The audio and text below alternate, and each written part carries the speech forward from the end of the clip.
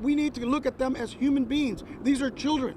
Domingo Garcia is the national president of the League of United Latin American Citizens, or LULAC. We have a broken immigration system. During a news conference outside the convention center in Dallas today, Garcia called on Homeland Security to unite these migrant teens with family members as soon as possible. They're asking for political asylum. They're asking to have their day in court. The LULAC president also asked Homeland Security to provide temporary legal status for these teens.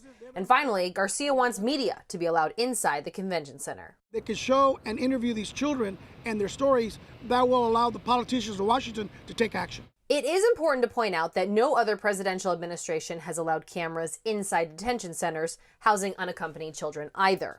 But that hasn't stopped lawmakers from calling for it. Today, Senator Ted Cruz demanded that media be allowed on his trip to the border on Friday. We want you to come. We want the media to be there. We want the American people to see what's happening. We are still able to get somewhat of an idea of what the situation looks like behind closed doors. So you've got 2,300 cots in one room. U.S. Congressman Van Taylor explained to us what he saw during a tour of the convention center. They're being taken to showers and to 5-minute supervised shower. They're going to lunch, they're going to breakfast, they're going to dinner.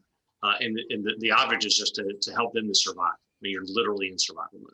We asked the Republican lawmaker if his visit to Kay Bailey changed his mindset when it comes to future policy. It really underscored how heartbreaking this is, that there is a human impact, a human effect. I am afraid that we're going to need many more of these facilities because of the lack of forethought with the Biden administration. In Dallas, I'm Ariel Placencia.